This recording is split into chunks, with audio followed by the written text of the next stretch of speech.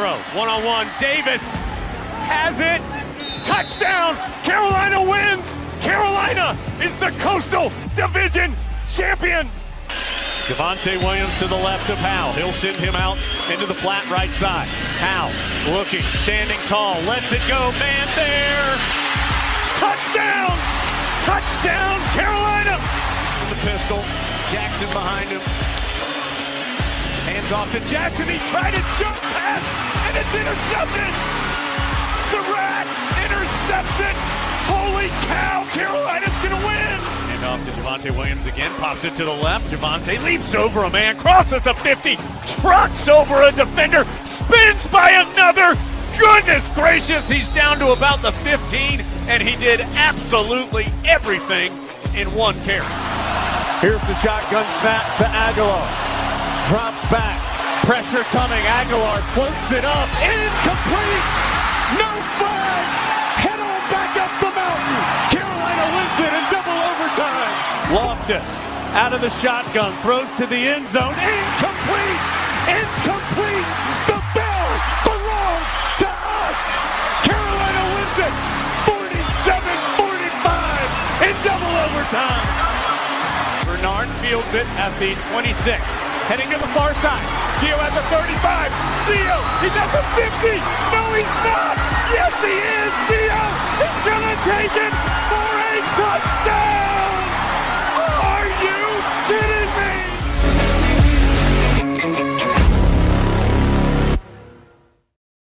What's going on, guys? Welcome into another edition of the Heel Tough Vlog podcast. It's your host, Anthony Pagnotta, here with you guys.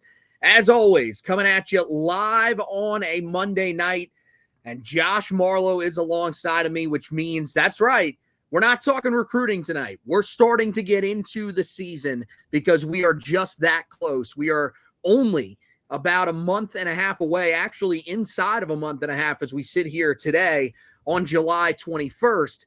And man, there is a lot of stuff going on around Carolina football. But tonight, we get into our position previews. We start with the quarterback position for this upcoming season. We'll go in depth on the quarterbacks, tell you what we expect and what we expect the depth chart to really look like at quarterback. There are important questions as to whether or not Carolina actually has a battle going on at the quarterback spot as we enter fall camp. And then after that, what does it end up looking like ultimately, even if there isn't a battle for the starting spot to start fall camp? There's a ton of things that we're going to answer for you here on this edition of the show. But we got to start by talking about the news that came down. This was last Friday, or I think it was on Friday that it came down that Carolina and Hulu have agreed to a deal where they will be, where Carolina will be hosting the Hulu people on campus, and there is some sort of docu-series that's going to be released through the streaming service. This was according to Front Office Sports. They were the first ones to have that. Of course, this is representatives from both Disney and UNC, and both of those did fail to comment on the situation as it stands right now. According to Front Office Sports, though, the sources have told them that the two sides are finalizing the agreement, so it's not 100% set in stone just yet. Remember that they were doing the same thing with HBO's Hard Knocks earlier on this offseason, but that ended up falling through,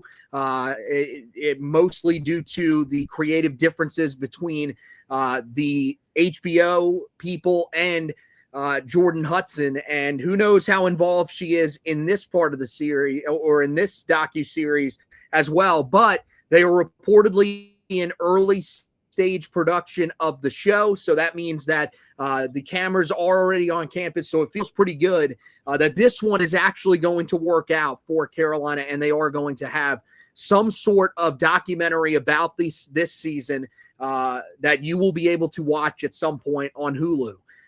Now, the natural thing is we welcome in Josh Marlowe here to this edition of the podcast. You know, the first thing that you wonder is, okay, how excited really are you that you're getting this? It's a little bit different. You know, what we expected that we were going to see from Hard Knocks was going to be the offseason stuff, the putting together of the roster, recruiting, all that kind of stuff. This is a series that is probably, because of the timing, you're going to go more into what Carolina is doing to get prepared for the season, what they're doing in fall camp. So how excited are you about the prospects of Carolina getting a docuseries through Hulu?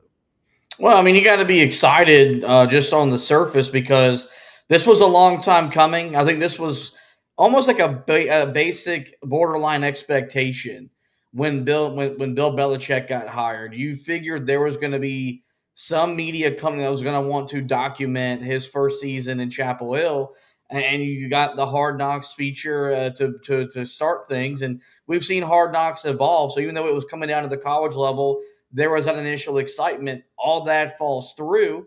But, you were still waiting to see what the ACC network, would they do something? We've seen them do something in the past with both Carolina football, Carolina basketball. It ultimately ends up with Hulu.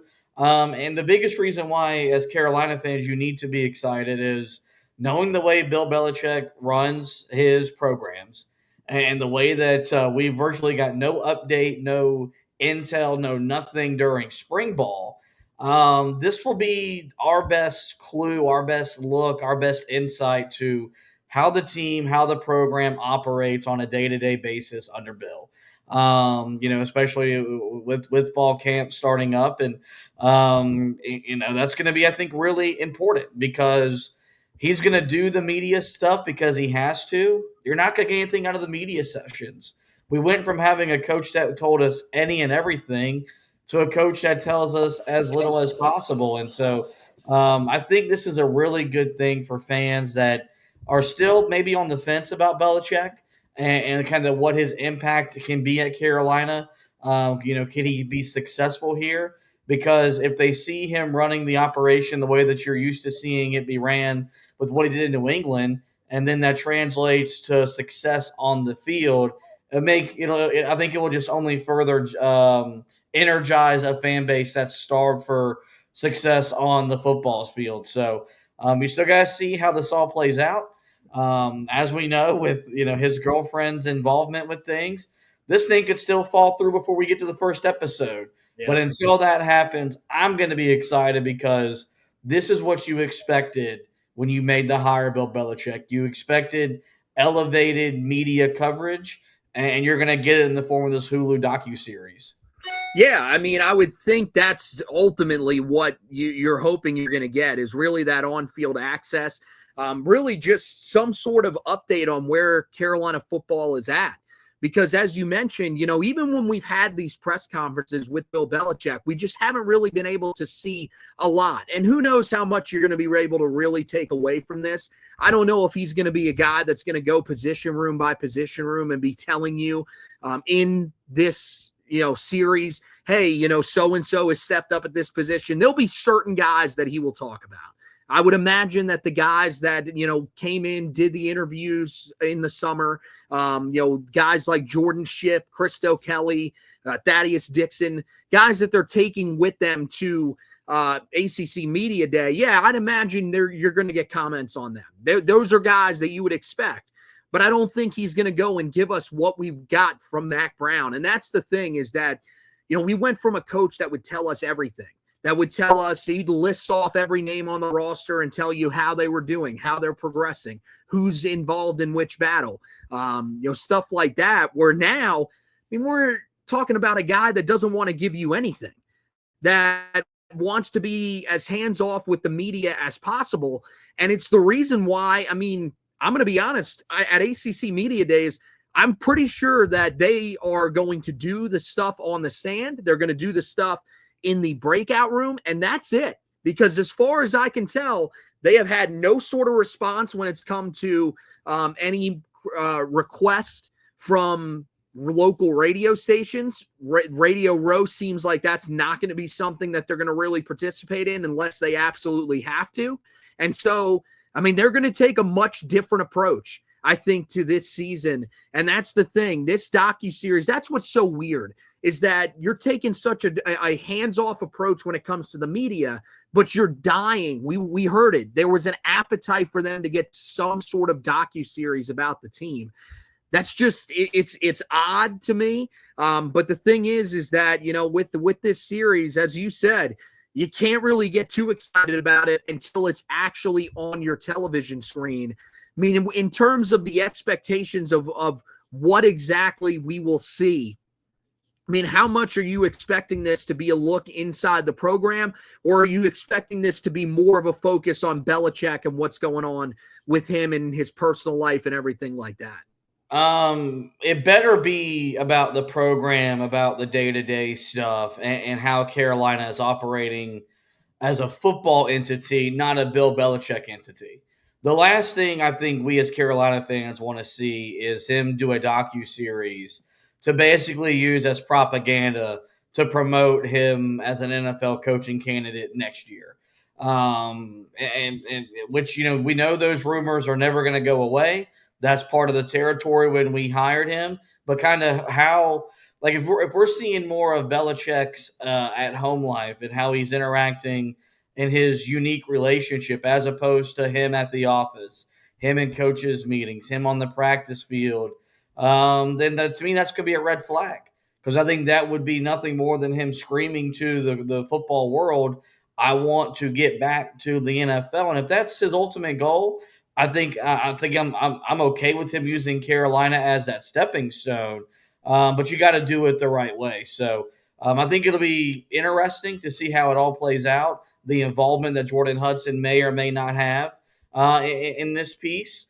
Hopefully she has less control than she probably wants. Because hopefully we get to see kind of how this program looks, how this program is operating. You know, Michael Lombardi, I think, has done a pretty good job on his social media pages. He does some unique stuff, like on his TikTok account, kind of telling you how the coaches and all that stuff kind of operate. But you want to see it through the eyes of the guy that's leading the program, and that's Bill Belichick. So, one way or another, I think we'll all be tuned in for that first episode just to see exactly, is this going to be Bill Belichick, the North Carolina football coach, or Bill Belichick, the person, the man that's trying to get back to the NFL? And then whenever we get to see it, we'll have plenty of reactions off of that. Yeah, I think that's one of my biggest questions about it is, what exactly is it going to be? Is it going to be something that's supposed to showcase him? Because if it is, then I don't know how interested I really am. I mean, there will be some interest there because he is Carolina's head coach. But the thing is I don't know if there'll be that level of interest that I would have if it's about the team. And maybe that's just me. And that's the thing, is I'm wondering what Jordan Hudson's intentions are, because that's ultimately what I think matters the most. She seems to be the one that's heading up all of this stuff, whether that's a position that's with the program or not, whether that's a position that's with the school or not. They keep saying that she is not a part of the program, that she's not a part of the school, but it seems like this is her venture. So we're going to have to wait and see. I'm not sure what exactly it's going to look like. I'm hoping that you'll get something in the middle of fall camp and that it will be insight into what the team is doing, how the team is building, all that kind of stuff, and not really a reality show that's following around Bill Belichick as he takes on the newest portion of his life. And we'll react to it, as you said, whenever we get that first episode, that we'll be on here reacting to that. Well, let's move on to the starting quarterback position for Carolina this season, really just the quarterback position as a whole. And the reason that I started with that, and I would, at first, I was going to start with the starting quarterback, with the guy that we expected to be the starting quarterback and the battle potentially that could be going on there. But my first question about this room is really simple, because I have a very simple answer to this. But you look at where Carolina is at. This is the second straight year that you are having a quarterback battle. And last year we were in, I feel like, a much different spot. I don't know if you feel like that, but ultimately, I mean, I feel better about where Carolina is at this offseason than where they were last offseason around this time. You go back to last offseason, Connor Harrell, we saw one game of him. We thought, okay, there was some potential there. There was some upside there. He got banged up in the bowl game, and that's part of the reason that he struggled down the stretch of that game. Maybe there is actually a chance that he could be Carolina's future quarterback. Or you had Max Johnson. Max Johnson's a veteran, albeit probably a less than inspiring veteran based off of what he had done previously in his career, but still a guy that played at 2 SEC schools, put together a winning record at those 2 SEC schools, and found himself in the portal and was immediately snatched up by Carolina. And then there was Jacoby Criswell, who transferred back in. They said, hey, he needs time. He needs to learn this new playbook. He's not immediately going to be out there. Now you look at this year's group. Max Johnson is back. He's back, we imagine fully healthy based off of some of the things that we've been seeing, or as close to fully healthy as he's going to be. You've got Gio Lopez, who transfers in the spring window. That's going to have to come in, learn the offense, but we're not being told the same things that we were being told with Jacoby Criswell. And then you have true freshman Bryce Baker. So to me, I feel better about where the room is, because I think with Lopez's experience, you know what Max Johnson has experience-wise, and it feels like if you were to need him, then he's capable of being there. And I do think that Bryce Baker, if you put him in the quarterback room last year, I think he probably is the best player in that quarterback room in terms of pure talent. I feel like going in, you should feel much, much better about where this quarterback room is this year than you felt about it going into last year.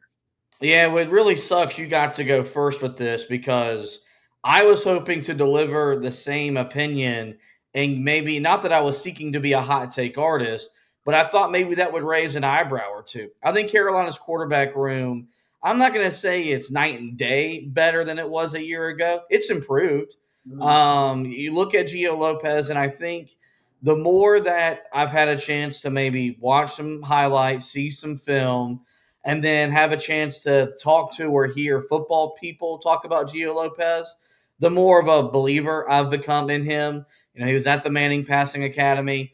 He had some quality perspective on what it's been like being coached by Bill Belichick and this offensive staff.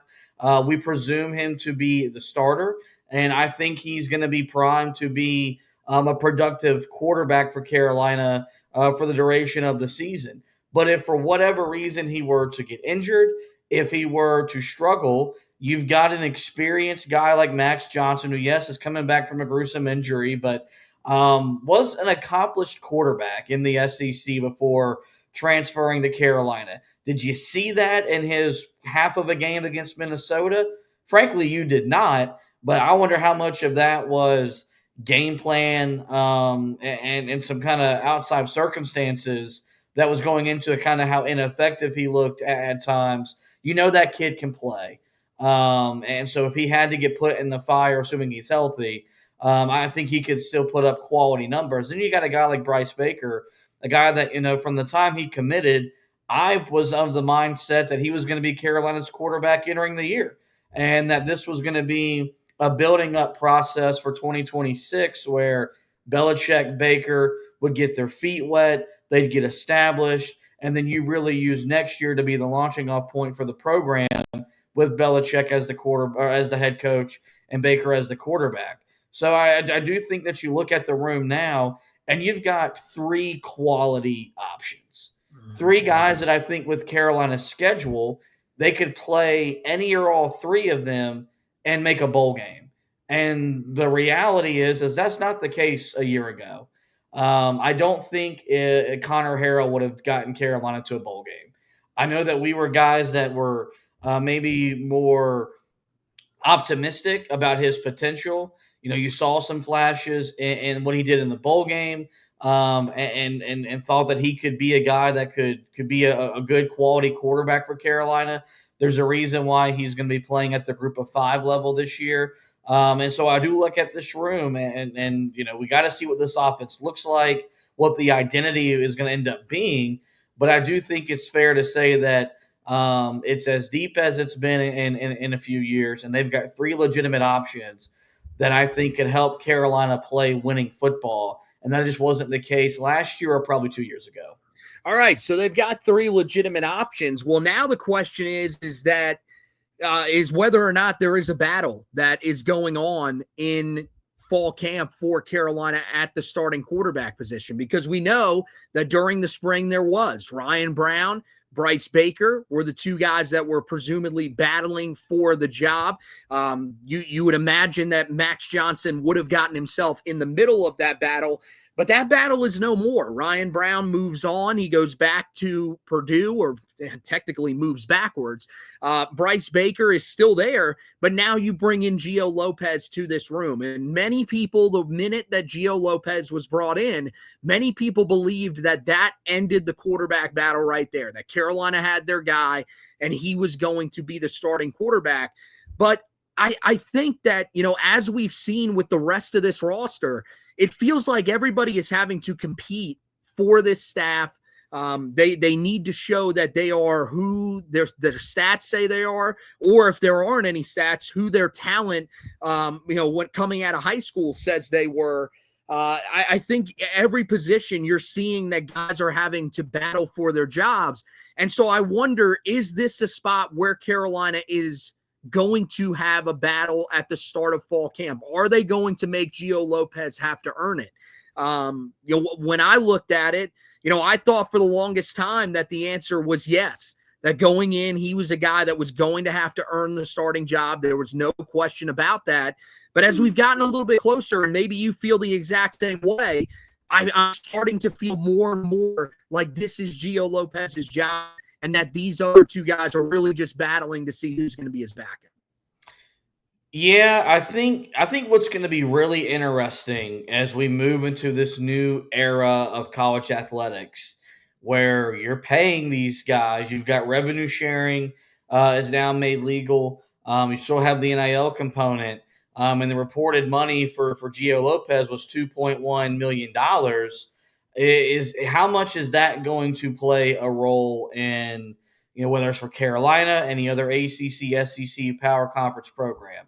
I think the expectation is it's his job until he loses it, but I do think there's going to be a sense of competition that's going to be established when they open camp, and everything will be monitored, everything will be tracked, and if for whatever reason he's not playing at a high level in practice, or once we get into season mode, I do think that Carolina will have a backup well positioned to go in and replace him.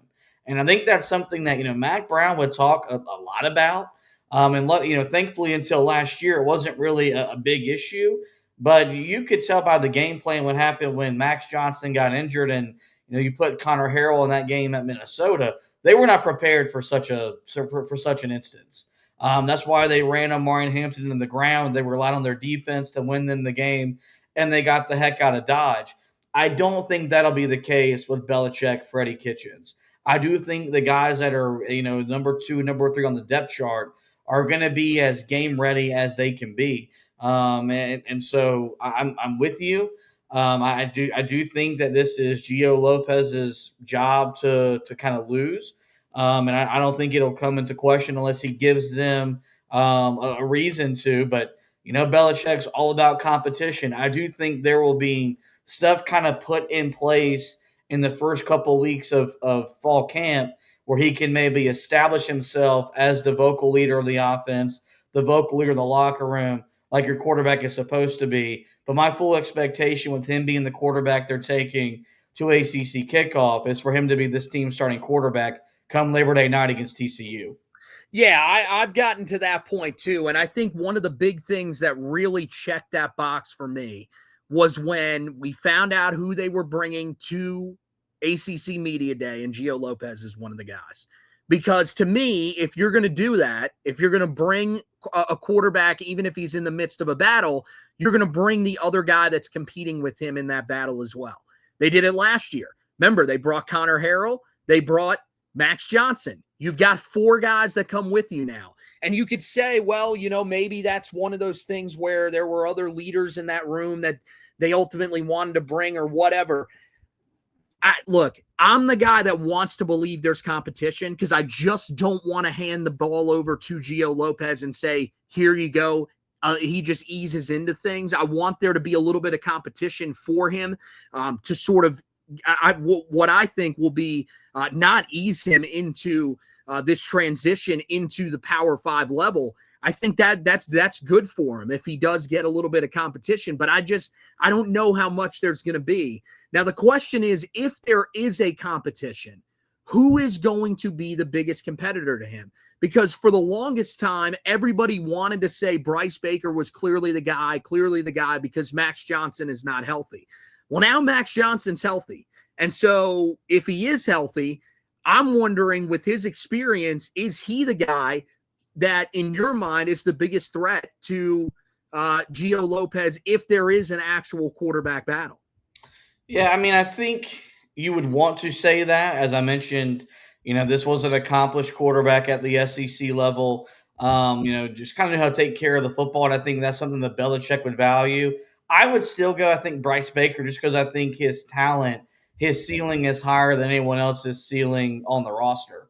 Max Johnson might have a better floor than what Bryce Baker has to offer as a guy that's going to be a true freshman playing his first year of college football. But I do think Bryce Baker just has some intangible stuff that you can't coach, that if you can kind of make the game simple, make the game easy, where he's kind of more reacting as opposed to having to think, I think he could be a guy that could really put up some pretty impressive numbers if he were asked to step into duty if Gio Lopez were to get injured or just to struggle to the point where they had to make a quarterback change.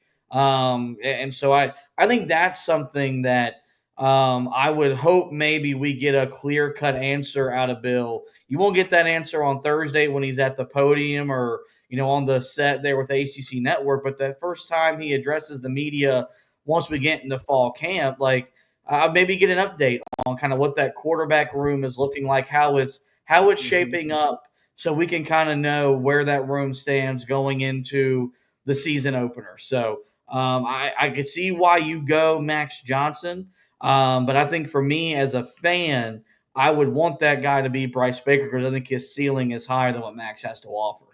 Well, certainly, as a fan, you should be rooting for it to be Bryce Baker. And let's not act like Bryce Baker isn't a guy that's coming in here decorated. I mean, he threw for 8,428 yards and posted a 99-13 touchdown to interception ratio while he was at the high school level. This dude is legit. There's no doubt.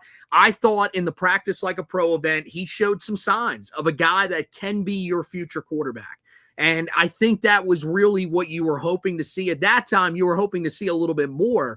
But now, if Gio Lopez is ultimately going to be the guy, just the fact that he's showing those signs of potentially being your future quarterback, showing some of those highlights that we saw in that Practice Like a Pro event where he was, dropping in a couple of nice deep balls, a couple of nice throws in the red zone. That's ultimately what you're hoping he's going to be able to do.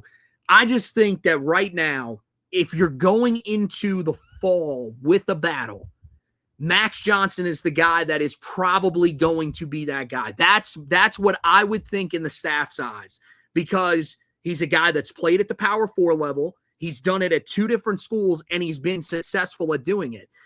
Look, it's not Sterling. His record as a starter is 14-12 from what I could compile. It might be a little bit different than that, but based off of the games that I see listed as starts for him, that's the record that he's got. He completed 60% of his passes for 5,923 yards and posted a 47-13 touchdown to interception ratio. A guy that doesn't turn the ball over a lot, will methodically move you down the field at certain times, but at other times your offense is going to stall. I think that that's one where you're looking at him, and maybe the staff is thinking the same thing that the previous staff did. In the ACC, things might be a little bit easier for him, especially in a pro-style offense. I think he fits that pro-style offense a lot better than maybe some of the guys currently at the college level. Initially, I would probably say, when he first got here, that I would say Max Johnson probably fits the offense that Freddie Kitchens and Bill Belichick is going to want to run a little bit better than Gio Lopez. But Gio Lopez has had time to be able to settle in to this role, and I think it probably has learned the playbook and will be perfectly fine. But I think Max Johnson, even if this is not a battle, Max Johnson is a more than capable backup, and I think that's comforting for Carolina fans. Because, yeah, if Carolina, which has had pretty good luck injury-wise at the quarterback position. You look at it, Jacoby Criswell getting hurt in the bowl game. That was really the first time since Sam Howell when he got banged up in, was it his final year? I believe it was his final year when he gets banged up, doesn't play in the game against Wofford, and then eventually returns for the game against NC State. But for the most part, you've been relatively healthy there. Max Johnson is a guy that can navigate you through a tough time if you need him, but I don't think is necessarily should be competing for that starting quarterback job. You would love for it to be Bryce Baker pushing Gio Lopez, but let's now get to Gio Lopez, and let's talk about the guy that is going to be the starter more than likely this year for Carolina. I mean, you go back and look at the year that he had this past year at South Alabama, completed 66% of his passes for 2,559 yards, 18 touchdowns, and 5 interceptions. Also ran for 463 yards and 7 touchdowns on just 83 carries.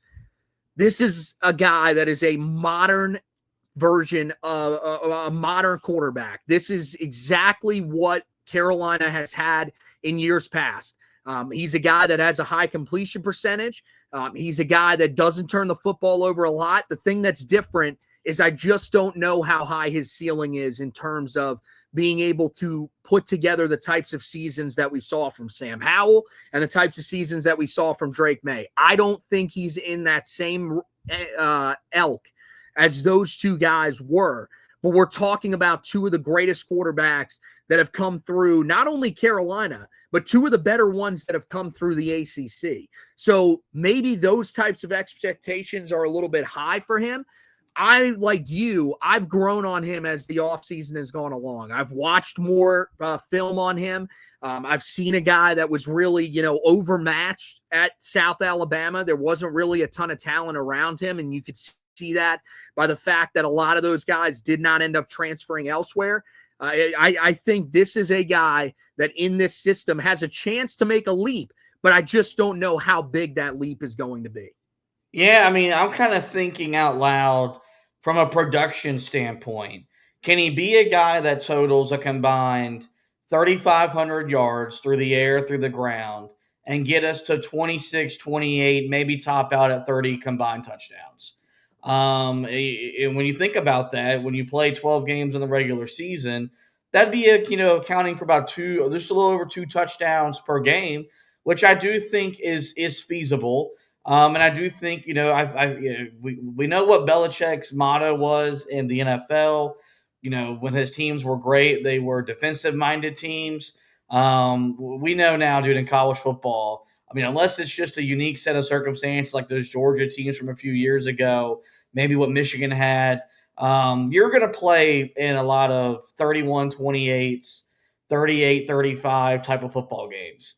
And I do think Gio Lopez is a guy that's capable of keeping up with the oppositions that Carolina is going to see. Part of it, too, helps the fact that, you do have, TCU and Clemson, but there aren't a lot of dynamic, explosive offenses where they maybe have to be in track meet Saturday after Saturday. But if he could just really increase that production that he had at South Alabama, where he combined for about 3,000 yards, take it up to maybe 35. You love that 18-5 touchdown interception ratio. We get that to, let's say, like 23-7. And then what he does on the ground with that mobility, because I think he has, he's not going to run away from you, but he's a little bit more nifty than you think when he does pull the football down and run. Then I do think he could be a guy that, lives up to that $2.1 million investment that it was reported Carolina made in him when he entered the transfer portal. So I'm really, really intrigued to see kind of what he has to offer. Because you're right. Is he Sam Howell? No. Is he Drake May? No. Those are, for all intents and purposes from a talent perspective, the two most gifted quarterbacks this program has ever seen. Can he be Marquise Williams light, though, from that 2015 year, where he can make plays with his arms, make plays with his legs, and be a fun, exciting player to watch from week in to week out? I think he can be. And so I'm really interested to see how Freddie Kitchens and this offensive staff build the offense around him, because he doesn't have an All-American running back to hand the football off to, like an Amari Hampton, like some other guys have had in recent years. But nonetheless, I do think he's going to put up numbers and be a fun guy to watch, and be one that Tar Heel fans are proud he's their quarterback as we watch him develop this upcoming year. Yeah, I would caution you to say that he doesn't have an All-American running back. I don't know if he's going to be All-American, but I do think that you are going to have a really solid backfield led by Davian Goss. So the thing is, he's going to have more around him than he did at South Alabama. There's going to be more help for him to be able to win at this level, believe it or not, than he had at his last school. And there's a reason why that team went 6-6. Now, I mean, look, there's going to be times where there's going to be, especially early in the season, where there could be some learning circumstances for him, where we look back and we say, yeah, that wasn't a great game from Gio Lopez. But, hey, you got to remember that he's coming up from a group of 5 school. That's my thing, is that it's not an automatic. But I like the fact that he protects the football. I like the fact that he's got some mobility to him. I like the fact that he's got the strong arm.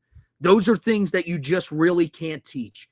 You have to have these elements. We've talked about it with the guys that Carolina is recruiting.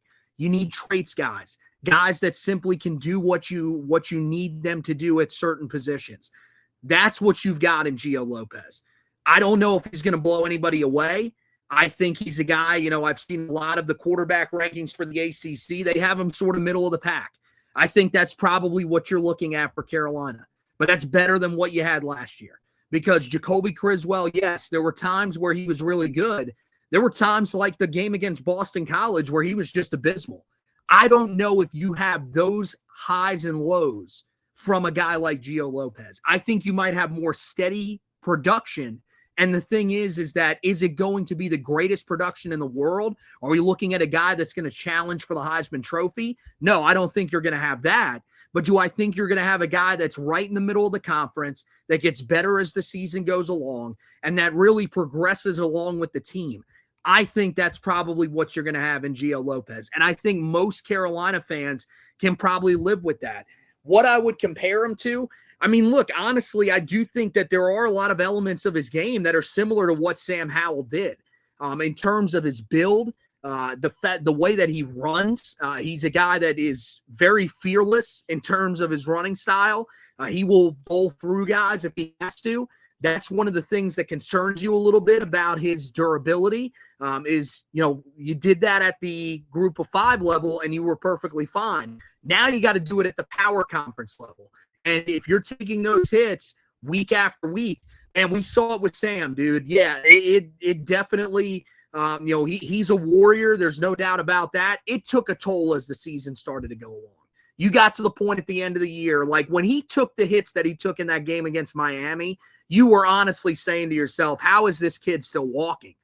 But, I mean, that's the thing. I think you're going to get a similar style to that with Gio Lopez. I think they're going to be able to use him in the run game. And, yeah, I'm interested to see, because I know Belichick's going to want to do some stuff from the pro style, from the pro angle. There's going to be some under center stuff. That's something that he's got to become comfortable with, because any of the snaps that I've seen of him, he's been a guy that's strictly out of the shotgun. But I do think that this is a guy that, as he adjusts to what Bill Belichick wants, they're going to adjust to him too. And I think they will form this offense around him. My question is can they form this offense around him quick enough here with this offseason, being as short as it is? I mean, with him having come in the summer, can they build that playbook that quickly? And is it something that is able to translate? Now, the thing is, I mentioned there about the durability. One thing that I think Carolina really needs, no matter who it is, whether it's Gio Lopez, somehow somebody else comes in and impresses that much, in terms of turnover at the quarterback position, we saw last year 3 different guys come in and start for Carolina. Do we think that Gio Lopez, being the guy that we think is going to start the season, do we think that he starts the entire year and brings a little bit of balance to Carolina, something that I think they desperately need at the quarterback position, along with the really steady play that we're hoping we're going to get from a Gio Lopez?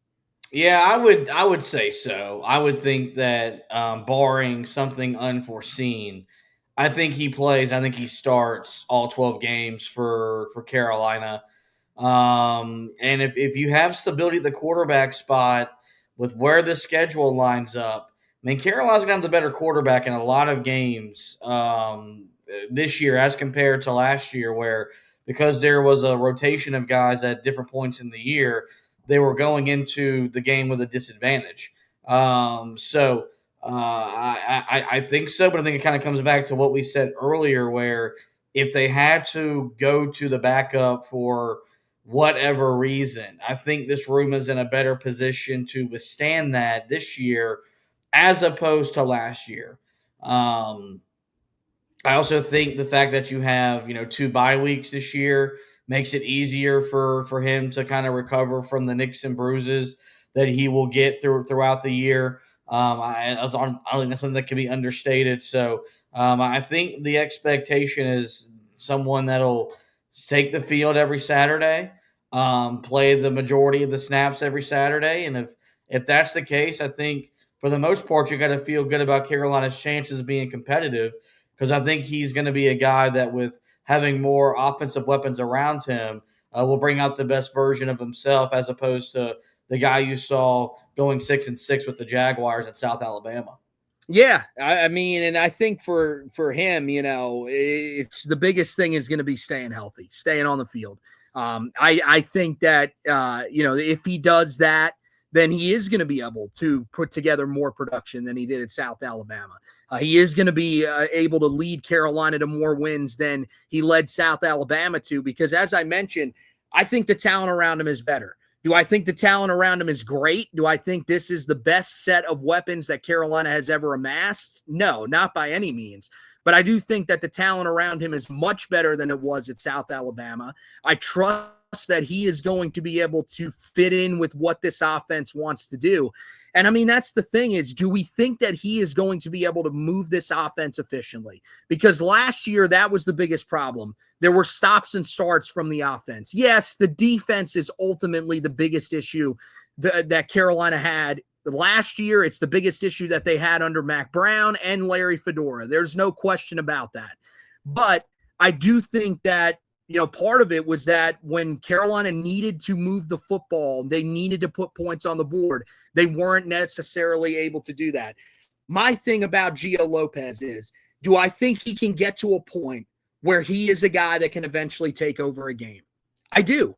I think he will get to that point. Will it be right out of the gate to start the season? No. They're putting it on his back and saying, look, man, this is one of those games against TCU. You're going to have to go out there and score us 35 points or else we're not going to win this game. If that's the mindset that they have going into it, or if that's, what ends up happening in that game, how it plays out, then I don't know where Carolina ends up. I don't know how that ends up shaping out for Carolina. Probably not that good.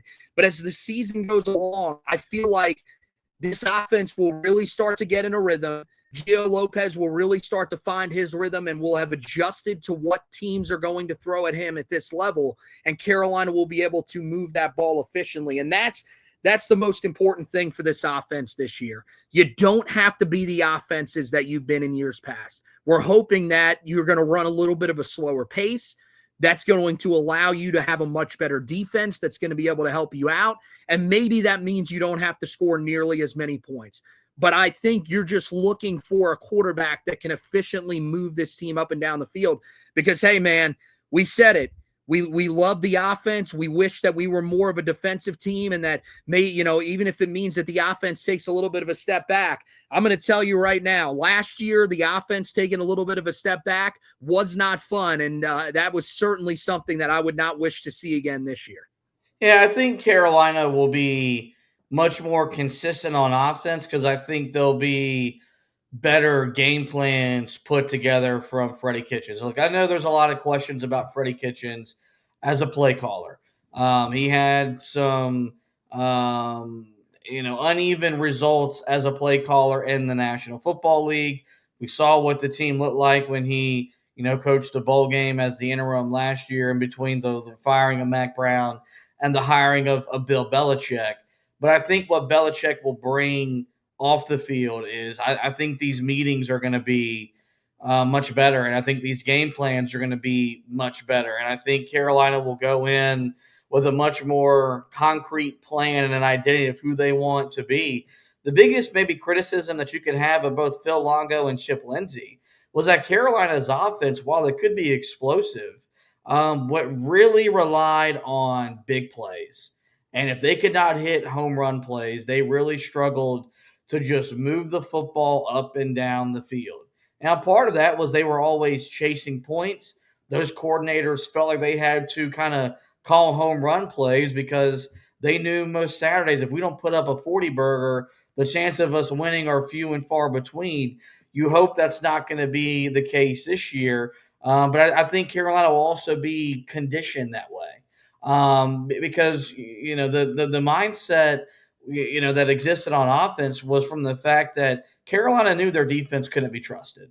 And so there was a reason why those games were coordinated the way that they were, and is why those offenses were always seeking those plays. I think Carolina's going to be, you hope, a lot more balanced this year. And I think with the defensive additions they brought over in the portal, with some of the guys that got on the coaching staff, I think it's fair to say you would be disappointed if they don't take a step forward defensively. Can Gio Lopez be a guy that, quarterbacks an offense that scores 28 to 32 points per game week in, week out? That answer, I think, is yes. And as long as Carolina's in that range on a consistent basis, they're, one, going to win a lot of games, but B, they'll be in just about every single game you would imagine. So I think it's fair to expect him to be a quarterback that, does have big play potential and will take games over when it requires, but can also manage games better because hopefully Carolina's in a position where they can manage outcomes as opposed to always having to chase them. Yeah, no, that's a great point. And I think the slower offense is certainly something that we're going to see this year. More methodical is really what you're looking for from this offense at times, because you're right. It really was an offense that was based on big plays, especially even last year.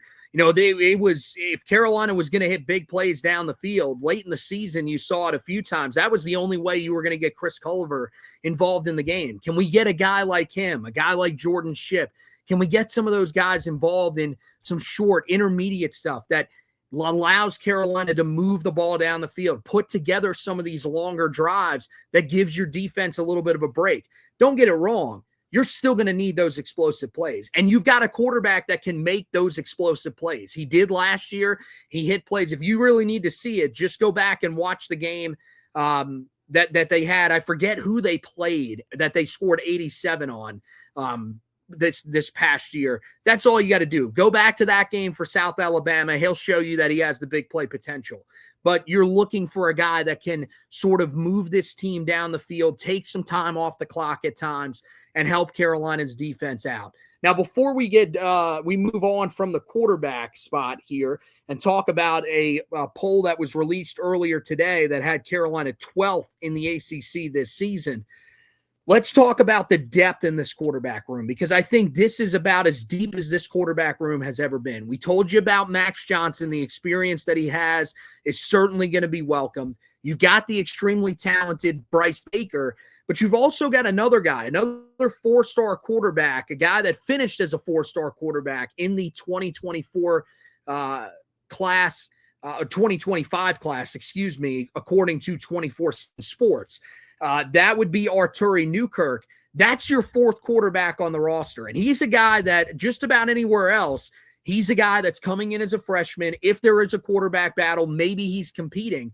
He probably should be competing at another school because, or if he was at another school, because he's a guy that is undefeated in his high school career. He's never lost. The last two seasons, they went undefeated. He put up a ton of yards. He put up a ton of touchdowns. This is an incredibly impressive player that I think just about anywhere else is factoring in. And he is going to be the fourth quarterback on Carolina's depth chart. So when we look at this, we go back to the days of remembering where Vincent Amendola was the backup at quarterback to Sam Howell, where if Sam went down, there would be a walk-on coming in to take over his position. Now you've gotten to a point where you legitimately could go 4 deep and probably feel confident that Carolina is getting at least decent quarterback play. That's an amazing step and a great job by this staff to be able to put together this quarterback room for this season. I think you got to give a lot of credit to. You're going to want to say Bill Belichick, but I think you really got to look at Michael Lombardi as well. We know to build this room up to kind of what you expect to see at the NFL level. You know, they champion themselves as the 33rd NFL team. Well, teams in the NFL, even the backups and the teams that carry 3 quarterbacks, they're not slappies. Like, you've got guys that, for the majority of them, if they got asked to play on Sunday, could play at a high level and impact winning. And Carolina has that from 1 through 4. And hopefully we don't need that to come into play this year. Hopefully all of our guys stay healthy and we're not having to roll through the Rolodex of quarterbacks that Belichick and that front office acquired. But you are right. There is legitimate talent, legitimate depth, and I think what I'm excited to see is what's the development going to be like moving forward for that position group. Yes, in an era where guys transfer left and right, but with the financial component that Carolina has committed to football, you could maybe see guys be willing to stay around, be it developed, because they're making life-changing money while not even playing meaningful snaps yet. So I'm really impressed by the job that they were able to do. And, it has the room in a position to where if disaster were to strike, they have legitimate answers. And that's something they haven't been able to say every year dating back to Mac Brown's first year and his second stint in Chapel Hill. Yeah, your 4th-string quarterback in his 2 seasons at Maury High School, the final 2 seasons at Maury High School up in Virginia. He threw for 7,472 yards and 94 touchdowns, ran for 1,369 yards and 19 touchdowns, and posted a perfect 31-0 record while winning back-to-back state titles. That is as impressive of a 4th-string quarterback as you might find in all of college football, and shows you where this room is at. Other guys that will be on the roster this year, sophomores DJ Mazzoni and Andy Myrace Jr. They are guys that do carry over from the previous staff, as well as freshman Gary Merrill, a guy who is a classic Belichick guy, is going to play football, but is also going to play lacrosse. So that's your look at the quarterback room. Last thing before we get out of here, we had a poll that was released earlier today from USA Today Sports. They went through, they handed out their all ACC first team honors, their ACC player of the year, coach of the year, freshman of the year honors, all that different kind of stuff, and did give the order of finish according to their experts. I think it was like 8 to 11, somewhere in that range. I'll have to pull up the article to make sure the exact number. But a group of local USA Today writers that came together and put together this poll. And Carolina was projected to finish 12th in the ACC. Look, I was a guy that didn't have the highest expectations for this roster at one time, especially while they were still looking for some guys to add in that spring portal. We were talking about how important the linebacker spot was, the interior defensive line, that they just weren't adding guys at. But they added those guys. And now Carolina, with the schedule that they have, you would think is in position to have a pretty solid year. Even if this group was to go 6-6, 7-5, I mean, 12th in the ACC, we're talking about this team probably not making a bowl game at this rate. How should we feel about this? Should we be angry about this, or do you understand where some of these people are coming from with their questions about Carolina? Yeah, I don't agree with it, but you can't be upset with it just because there's so much unknown about this roster in totality. People may know Gio Lopez, they may know Thaddeus Dixon, it may be a handful of other guys, but a lot of turnover with a first-year head coach at the college level who had a rocky offseason because of how public his personal life became. So you need to be prepared to maybe see this more often than not. If a guy that I value, a guy that I trust, Phil Steele, is a lot more high on Carolina. I think he had them tied for 6th in the ACC. I think he had them rated the 35th best team in the country and has them on his surprise team watch for the upcoming year. So it's going to be all over. You're going to see people that believe that, in the Belichick effect and maybe are higher on some of the additions that Carolina made in the spring transfer window. You'll have people that have their doubts about Belichick, the coach, where this roster is at, among other things. I don't know. I got the email today. I'll be filling out my ballot for the 2025 ACC stuff. I don't know where I'm going to have Carolina at. I can tell you I will not have them 12th. If this team finishes 12th in the ACC, unless you're suffering major injuries on both sides of the football, this will be as disappointing a year. Outside of when Carolina was getting into, ACC championship position, maybe a shot at the playoff, as disappointing years maybe we've ever experienced, considering the excitement that came with the hire. And I look at the schedule. I find it hard to see them finishing 12th in the ACC this upcoming year. So we got to see how it all plays out.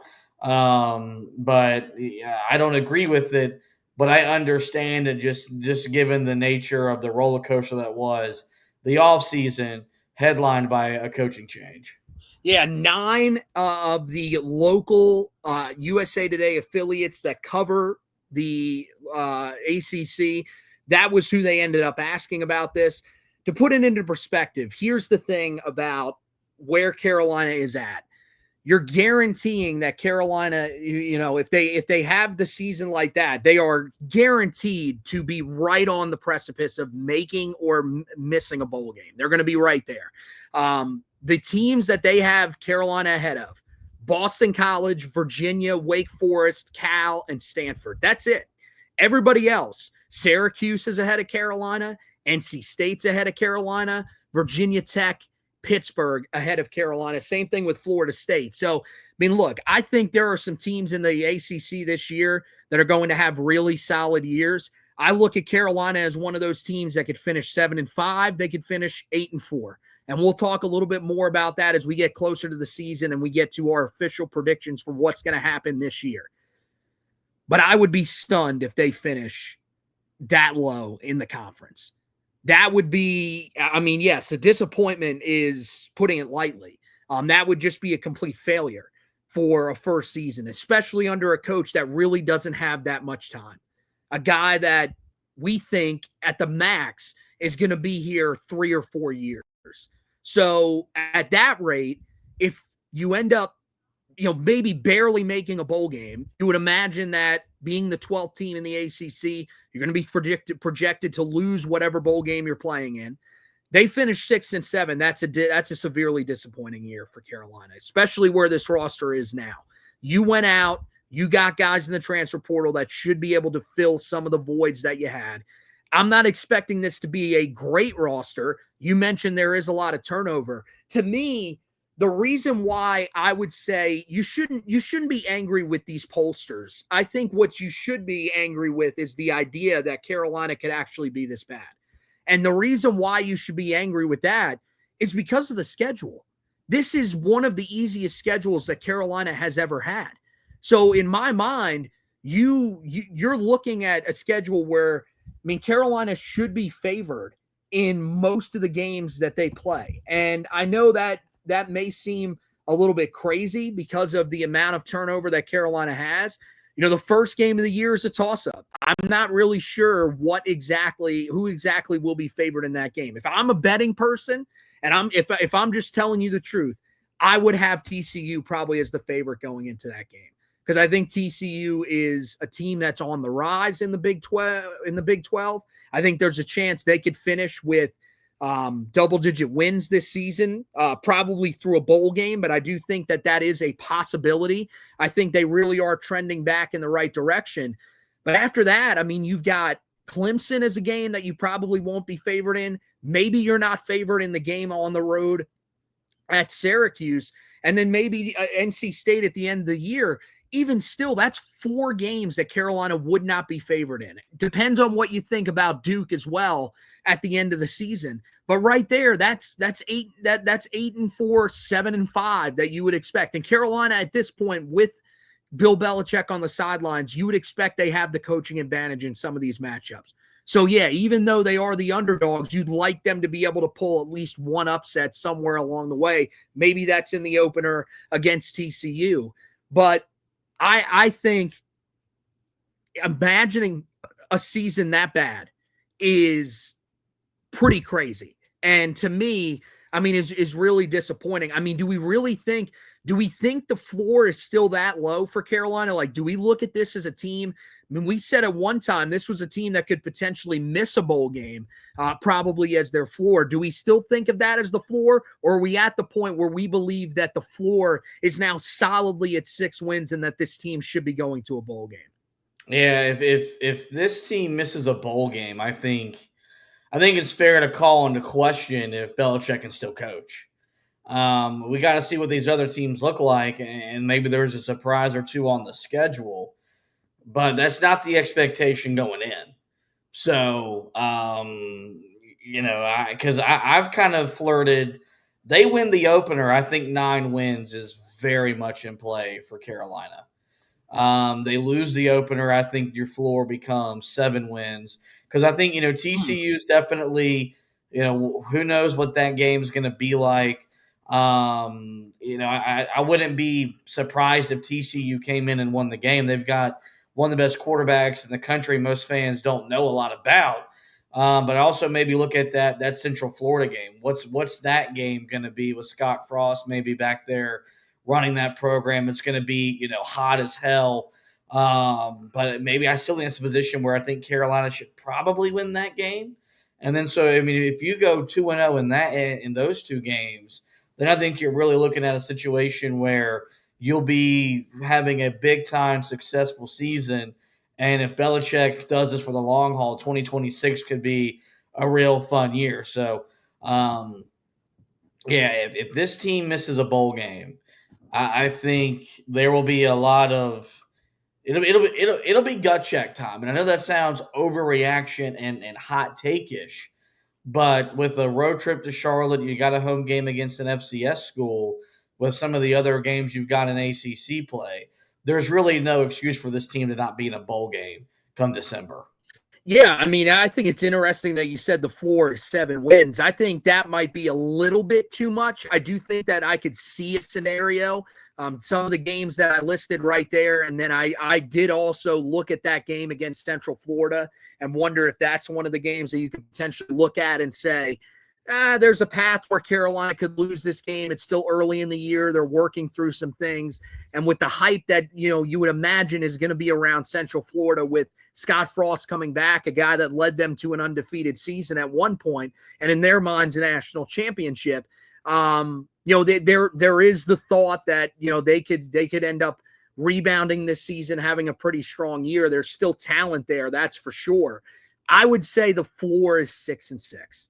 If you go any worse than 6-6, then you're talking about a colossal failure for Carolina. And you're right. I think at that point you wonder, did you actually make the right hire, or was Bill Belichick a guy that was really washed up and this experiment was crazy? It's still an experiment that you had to do, and it makes sense why they did it, especially with now where the investment is in the football program, but it would still bring about those questions. I think that, again, I've said the safe range for Carolina is that 7 to 8 win range. I think it's somewhere in between there. If you told me that this team wins 7 games, I could see it. I wouldn't be thrilled. It wouldn't be the greatest season that we've seen, but I would be able to accept that. If you told me this team wins 8 games, I'd be pretty ecstatic about that. I'd feel pretty good about where they're at. I think their ceiling is probably 9 wins. I think that's probably where they peak out at. So I think that, 12th in the conference is a little crazy. I'll probably have them more towards 9th, 8th or 9th, somewhere in that range. Really just depends. I got to figure out whether or not, if with my official predictions for the season, before I end up filling out my ballot when we're at ACC Media Days here in the next couple of days, I am going to make sure that I go through and get a firm stance on whether I have them winning 7 or 8 games, and that will determine where they're at. But I think more in that 7, 8, 9 range in the conference is probably where I see them finishing. Well, guys, we're going to have you covered when it comes to ACC Media Days on the website, HeelToughBlog.com. Plenty of great stuff will be up there from ACC Media Days. We will be out there with WFNZ. I'm not sure whether or not I'm going to be in the room or not, asking questions. Same thing with the breakout room. Not sure how exactly we're going to end up doing that. I think it's going to be one of us. It's going to be either me or Josh that's going to be going and doing some of that stuff for you guys, trying to get some answers to some questions. And when we say trying to, we really mean trying to, because it is going to be very, very trying for the media to get answers out of Bill Belichick and the guys that are going. But we will have you covered on that front on the website, HeelToughBlog.com. We got the position previews, the written versions of them coming out for you guys one by one. Those will be coming out. I'm going to try to do every day, but we'll see. We may stagger them and do it every other day. I just want to see how the success of those go. And then we'll determine what we're going to do. So far, quarterbacks and running backs so far are up. So make sure you go to the website, check that out. It's really a good primer to sort of get you ready for these editions of the podcast that we're going to do. We'll be back later in the week doing the running back. So make sure that you guys keep an eye out for that on the podcast side of things. And then any other news that comes out around the program, we will, of course, have you covered on that front as well over on the website. Recruiting stuff still going on. There is a recruit that narrowed down his list to 5 in the 2026 class. He is going to make his decision on August 2nd. That would be Davin Benjamin. We'll have an article up about him detailing where his recruitment stands. And if we think Carolina has a shot to land him, that'll be up for you guys, if not late tonight, then early tomorrow for you guys to be able to check out on the website. So make sure you're keeping an eye out for all of that stuff. And then basketball side of things, the Peach Jam just finished up. There's going to be more guys that are going to be setting their visits to campus. There'll be other guys that Carolina may start targeting now that they could offer after the Peach Jam. So any recruiting news that comes out around Carolina, as well as any news that comes out around Luka Bogox and his situation, we're going to have you covered on the website at HeelToughBlog.com. And the same thing over on the podcast side of things for basketball. Four Corners podcast, we're going to be taking you throughout the offseason. We have the What If series that is currently going on as well that you guys will want to check out. But plenty of great stuff, plenty of great content for you guys. And the best place to be able to keep up with all of it is the Twitter page at HeelToughBlog on Twitter. Make sure that when you follow that page, you turn on the post notifications right next to it. Just click that little bell, turn on all notifications. That page, all that we tweet out from that page are our articles, our video editions of the podcast, and our audio editions of the podcast. Nothing else. It's strictly that stuff. So that is the best raw feed for that. You can go over and check out the Facebook page as well. That would be greatly appreciated. Make sure that if you go there, you do like the page. That would really help us out. And then if you are someone that is watching us on YouTube, whether it is the Heel Tough Blog YouTube or the WFNZ YouTube, make sure that you subscribe to the channel. That'll be the best way to get any of the live videos that we put up whenever we put them up there. I know the WFNZ one is one that we do on a delay, but you will still get notified whenever we put up a new video. So make sure that you do that. So that wraps it up for this edition of the podcast tonight. Want to thank Josh for hosting with me. Want to thank you guys for watching and listening. And as always, go Tar Heels.